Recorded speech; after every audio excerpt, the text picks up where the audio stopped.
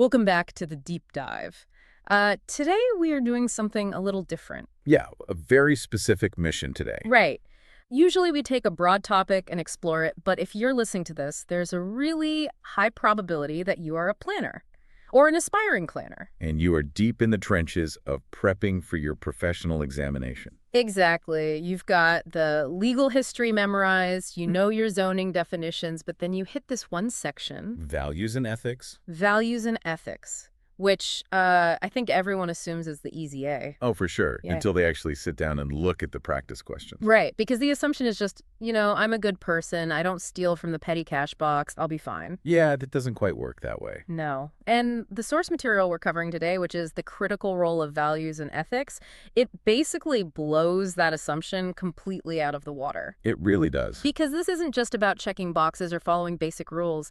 The argument here is that ethics is actually the explosive center of the entire profession. The absolute bedrock. Yeah, it's about the fundamental question of who wins and who loses in a city. And right off the bat, the text clarifies the terms, which is crucial for the exam. You have to know the difference between values and ethics. Right. They aren't the same thing. Exactly. Values are passive. They're your principles, your belief systems, the standards that shape your opinions. The things you hold to be true. Yes. But ethics is the action component. How you actually apply those values in the real world. Precisely. And for the exam, you have to unlearn this idea we often have of planning as a purely technical, neutral science. The whole, just measure the road, count the cars, map the wetlands kind of thing. Right. This text argues that planning is inherently political. It is inherently biased. You literally cannot be a planner without engaging in ethical philosophy. Whether you realize you're doing it or not. That's what the author calls the myth of neutrality, right? Mm-hmm. I found that fascinating because historically, the profession tried really, really hard to be seen as objective scientists. Oh, they definitely did. In the early days, the ideal planner was just a technician. You give me the goal, I give you the blueprint. Value neutral. But the text points out that even the decision of how to measure something is a value judgment. It is. Take the methodology example from the text. Okay, yeah. So let's say you're looking at a neighborhood revitalization project. Right. And if you choose to run a cost-benefit analysis as your primary tool, what are you actually doing there? You're prioritizing economic efficiency. Exactly. You are saying the value of this project is determined by dollars in versus dollars out. But if you decide to, say, run a qualitative survey of resident narratives instead, Then you are prioritizing democratic participation. Yeah. You're prioritizing lived experience. The tool you pick dictates the answer you get. So there really is no such thing as a neutral analysis. None.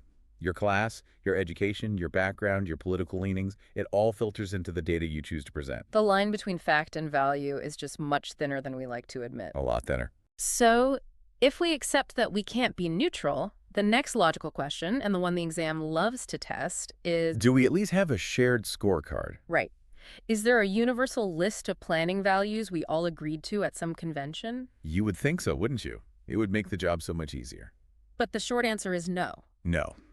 There is no 10 Commandments of planning sitting in a vault somewhere. But people have tried to write them, and for the exam, you really need to know these attempts. Names and dates matter here. They do. The first big attempt mentioned is Israel Stolman back in 1979. Right. And Stallman represents that classic, almost modernist view. His list reads like a Boy Scout manual for cities. He listed things like health, conservation, efficiency, beauty, and equity. Which, sounds great. Who's going to argue against beauty? Nobody argues against the word beauty, but everyone argues about the definition. That's the trap. Exactly.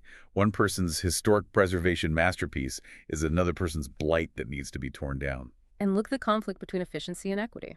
Oh, those two are in a cage match constantly in city government. Can you break down an example of that conflict for the listeners? Sure. Let's look at public transit. If I want the system to be perfectly efficient, meaning high fare box recovery, low operating costs. Right, making the numbers look good. Yeah, I might cut the low ridership bus routes that go to the poorest, most spread out neighborhoods. So you've increased efficiency, but you've totally destroyed equity. Exactly. Mm. Stolman's list fails because the values inevitably conflict with each other. It doesn't tell you what to do when beauty fights affordability. Right. It's too generic to solve the hard problems. So fast forward to 1993, and you get John Friedman, A totally different vibe. The text calls it postmodern planning sensibilities. It feels much more activist, less about building roads and more about building society. It is. Friedman wasn't talking about efficiency. He was talking about inclusive democracy, giving a voice to the disempowered, sustainability, gender equality. It really shifts the focus from managing the city to social justice. It does. But again, the text warns us about this. This is just Friedman's personal list. Right, the central authority didn't adopt this as official doctrine. Exactly. There's no governing body dictating the exact values a planner must hold, which leaves the planner in a really tough spot. Because if there's no official list, you have to rely on ethical theory to make decisions. And this is the part of the source material that is absolutely critical for the exam. You need to understand the normative foundations. Normative basically meaning what we should do. Correct. The big theories. The text breaks down 4 major ethical frameworks, and you will almost certainly see these in scenario questions where you have to identify which framework a planner is using. Okay, let's run through them. The first one is utilitarianism. Jeremy Bentham. Right. This is the one I think most of us use without even thinking about it. It really is. The greatest good for the greatest number. It is the logic behind almost every cost-benefit analysis. You're maximizing the sum total of happiness or well-being. Yes. If a new rapid transit line saves 50,000 commuters 20 minutes a day, but requires demolishing 50 homes. Utilitarianism usually says, build it. The total good goes up. But the text highlights a fatal flaw here. The flaw is distribution. Exactly. Utilitarianism doesn't care who gets hurt, as long as the math works out in the aggregate. Historically, this is exactly how we justified urban renewal projects that decimated minority neighborhoods. The majority benefited from the new convention center, but a specific minority paid the entire price, which is why most modern planning theorists reject this as a standalone foundation. Which brings us to the second framework, which is almost the exact opposite. Classical liberalism. Or what we would call libertarianism today. Right. Think Thomas Harper and Stanley Stein here. This focuses entirely on the free, equal, autonomous individual. So the planner's role in this framework is pretty modest, right? Extremely limited. You aren't there to engineer society or redistribute wealth. You are there to protect liberty and stop government coercion. So a libertarian planner is mostly just trying to get out of the way. Or just ensuring that one neighbor's actions don't harm another neighbor's property rights.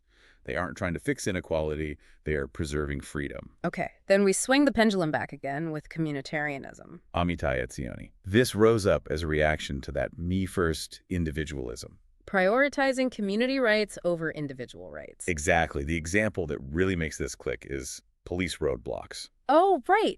Being stopped at a checkpoint is super inconvenient for you as an individual. It violates your liberty to drive freely without probable cause, but it protects the community from drunk drivers. A communitarian says the community's right to safety supersedes your individual inconvenience. Spot on. Okay, and the fourth one, and I get the sense this is the one the source material leans into the most, is Rawlsian justice. John Rawls. Justice as fairness. This is the heavy hitter in modern planning theory. Rawls flips the script entirely. He says, don't look at the total good like the utilitarian. Look at the bottom. Yes. His criterion is that decisions should provide the greatest benefit to the least advantaged.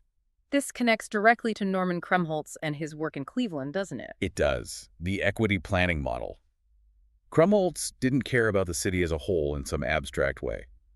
He asked, does this policy help the poor? Does it give voice to the disempowered? Right.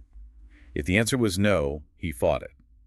If you are a Rawlsian planner, you are explicitly biased in favor of the disadvantaged. Which is a powerful framework, but man, that is hard to pull off when you work for a mayor who just wants shiny new developments to boost the tax base. And that tension brings us to the reality of practice.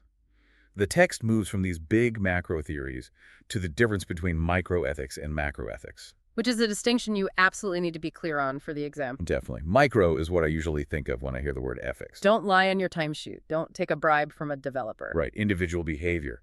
But macroethics, that is the collective behavior of the profession. The text cites Peter Marcuse here, right?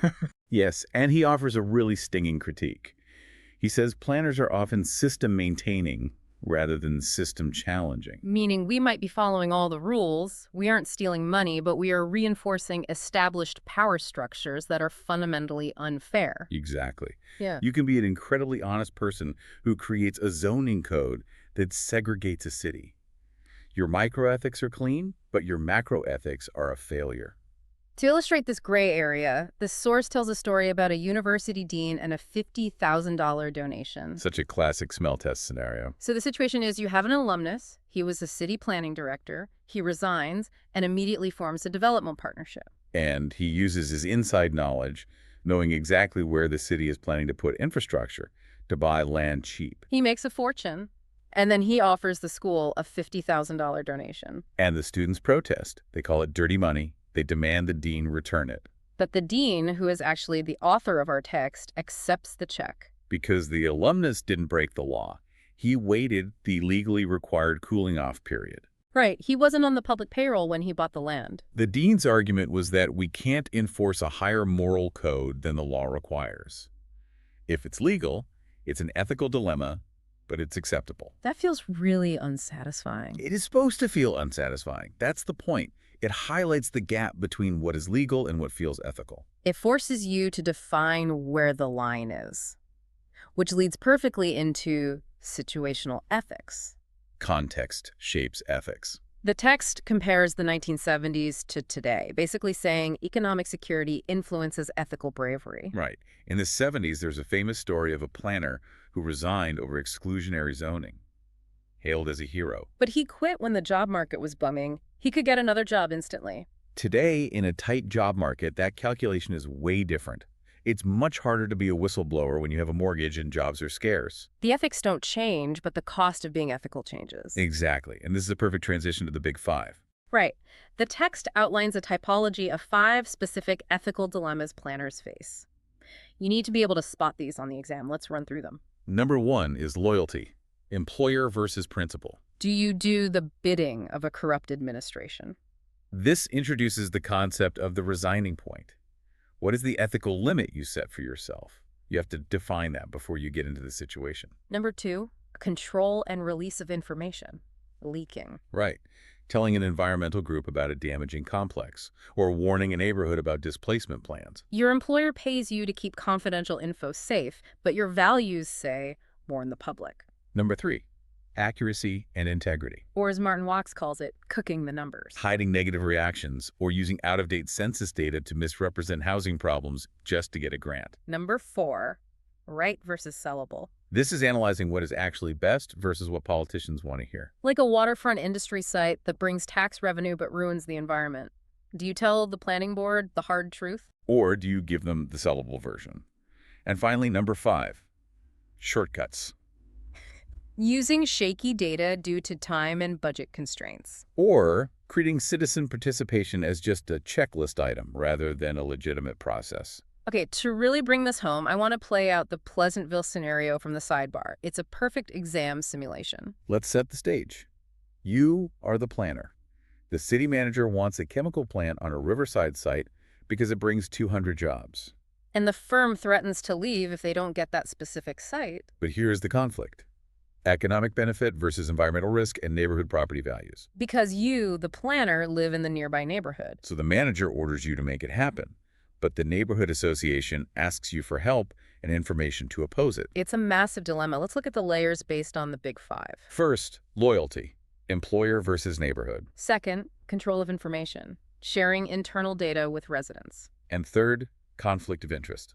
You live there. So what's the expert analysis for the exam? Strictly speaking, you probably need to recuse yourself due to the personal financial stake with your property value. You can't be objective. It touches on so many overlapping issues, which brings us to our final major section, the AICP Code of Ethics. The ethical compass of the profession. But the analysis in this text is surprisingly critical of the code. It points out 2 major internal contradictions. You absolutely need to know these critiques for the exam. The biggest one is the public interest problem. Right. The code says your primary obligation is to the public interest. But the code admits in its own text that this is undefined and subject to continuous debate. If we can't define it, how can we serve it? Exactly. And the second contradiction is client versus employer. The code demands competent performance for the client or employer. What if those interests conflict? The code implies a choice, which is highly problematic. It puts you in a bind. But the code does have some good parts, right? The special obligations. Yes. Attention to long-range consequences, understanding the interrelatedness of decisions, And a specific responsibility to disadvantaged groups. which is that Ralston tiebreaker we talked about. So synthesizing all this, there is no magic rule book to solve every issue. No. Richard Bowling calls the planner a creative moralist. You aren't just puzzle solving. You are navigating conflicting claims. The bedrock of public planning really is the individual value system of the planner. Self-awareness is essential. You have to define your own resigning point, Exactly. which leaves us with a final provocative thought for you to chew on as you study.